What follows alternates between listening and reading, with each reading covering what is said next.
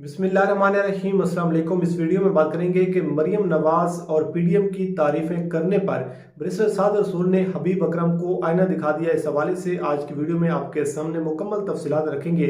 आपको ये भी बताएंगे सेनेट के इंतखाबात करीब आ रहे हैं और हर आने वाला दिन एक नए से नए इंकशाफात लेकर आ रहा है। पुलवैशा खान ने कागजात नामजदगी जमा करवाए इलेक्शन कमीशन में और उन कागजात नामजदगी में हैरान कुन इंकशाफात सामने आए, जिनकी तफसीलात से आज की वीडियो में आपको आगाह करेंगे।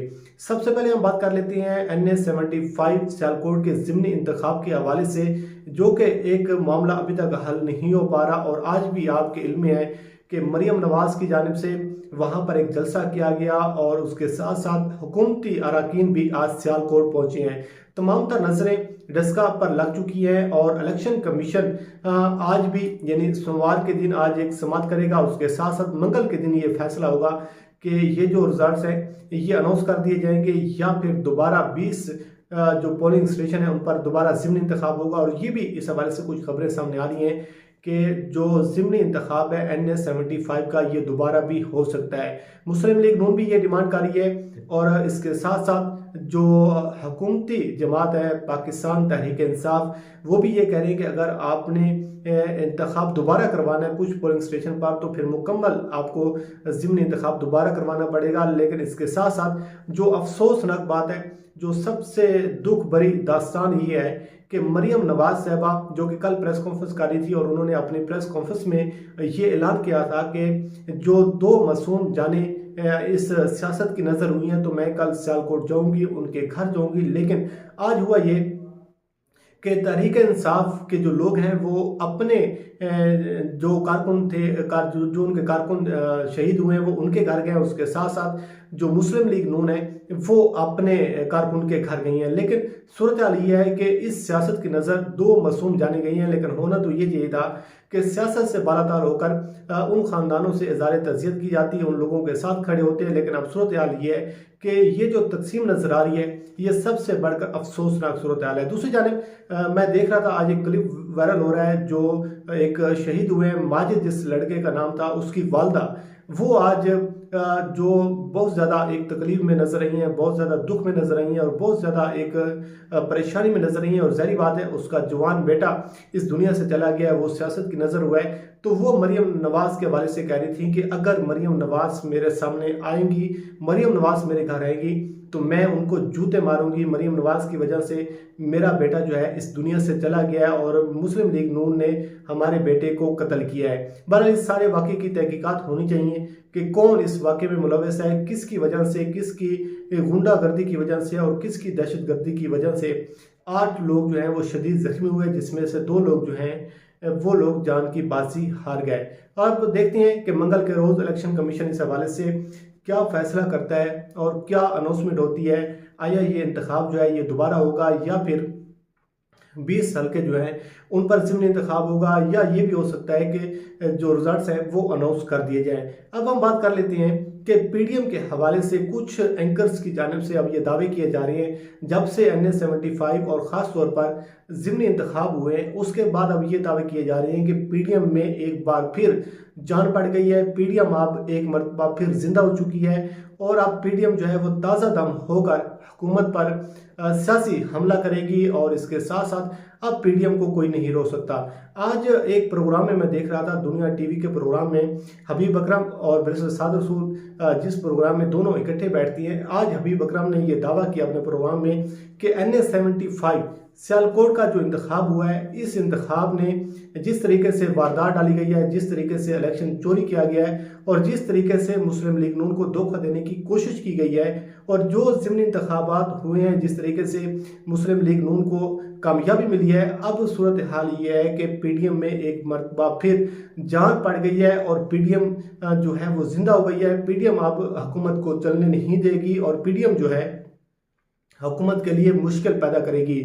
और पीडीएम जो है अब उसमें एक जोश जो है, जोश और जज्बा दोबारा जिंदा होगा और मौलाना फजल रहमान, मरियम नवाज और पूरी 11 जमातें मिलकर जो है वो हुकूमत को अब एक मुश्किल सूरत हाल में डालेंगी। इस पर बैरिस्टर सादत रसूल ने उनको आईना दिखाकर उन्होंने कहा कि हम पिछले 2 से 3 माह से सुने हैं, जब से 20 सितंबर 2020 की एपीसी हुई है उस वक्त से हम सुने हैं कि जी नवाज शरीफ जो ऐलान करेंगे वो हुकूमत के लिए खतरे की घंटी बजा देंगे। उसके बाद हुआ कि जब पीडीएम जलसे करेगी तो पीडीएम जब रोडों पर होगी तो इस हुकूमत के लिए चलना मुश्किल हो जाएगा।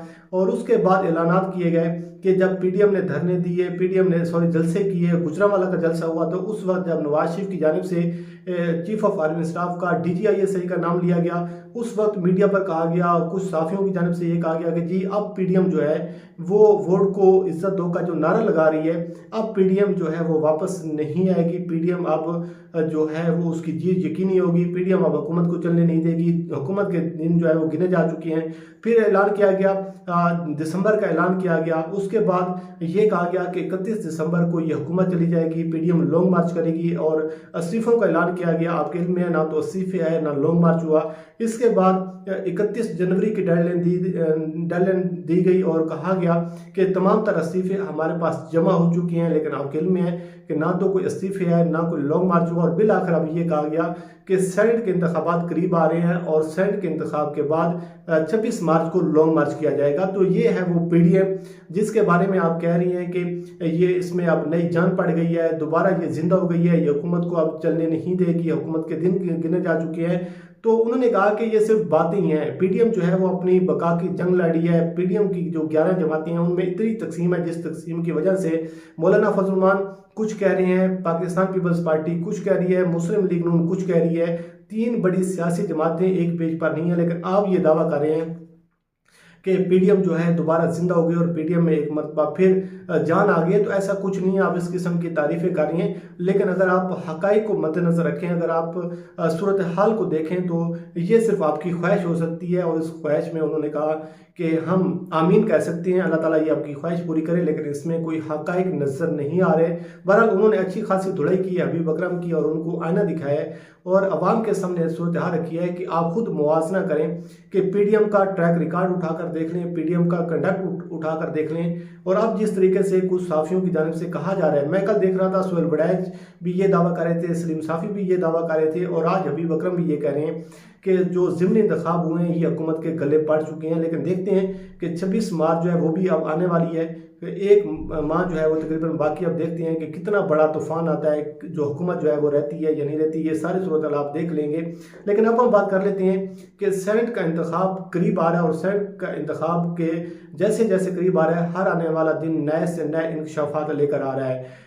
पाकिस्तान पीपल्स पार्टी, मुस्लिम लीग नून, पीडीएम मिलकर इस्लामाबाद पर तमाम अपोजिशन जमातों की नजरें हैं और 11 जमातें मिलकर एक जमात के खिलाफ इलेक्शन लड़ी हैं। लेकिन उस हवाले से जो सूरत हाल है उस पर हम किसी और वीडियो में बात करेंगे, लेकिन इस वीडियो में बात कर लेते हैं कि परवशा खान ने कागजात नामजदगी जमा करवाए इलेक्शन कमीशन में और उसमें कुछ हैरान कुन इंकशाफात सामने आए जो मैं आपके सामने रख देता हूँ।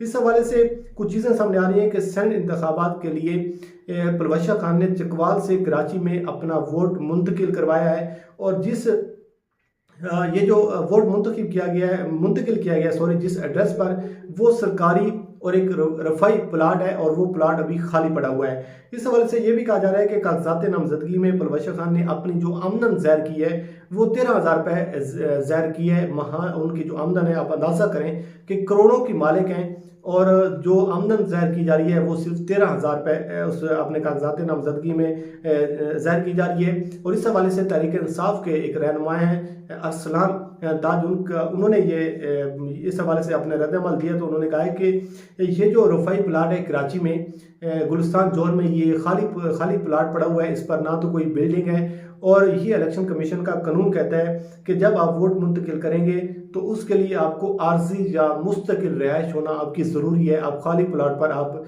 अपना वोट मुंतकिल नहीं कर सकते। तो उन्होंने कहा कि हैरत की बात है कि वो परवेश खान जो करोड़ों की मालिक है, लेकिन एक सेनेटर बनने के लिए उन्होंने अपने आप को खाना बदोश के तौर पर ज़ाहिर किया है। और वो परवेश खान जो करोड़ों की मालिक है और उसने अपनी आमदन जो है ये 13,000 रुपये ज़ाहिर किया। तो ये थी सूरत हाल जिसके हवाले से कुछ चीज़ें थी, मैंने कहा आपके सामने रखते हैं। बहरहाल जो सियालकोट का इंतखाब हुआ है NS-75 का, आज का दिन और कल का दिन बड़ा अहम होगा। उसकी वजह यह है कि इलेक्शन कमीशन इस हवाले से फैसला करेगा कि आया ये इंतखाब दोबारा होना है या फिर इसके साथ साथ जो 20 पोलिंग स्टेशन हैं उन पर इंतखाब करवाए जाएँ। लेकिन इस हवाले से कुछ ये भी चीज़ें खबरें सामने आ रही हैं ज़राए से कि ये भी मुमकिन है कि अब इलेक्शन कमीशन जो है वो दोबारा अनाउंसमेंट कर दे कि कौन सी जमात जीती है, कौन सी हारे। बहरहाल देखते हैं कि सूरत हाल किस तरह जाती है, उससे आपको आगाह करते रहेंगे।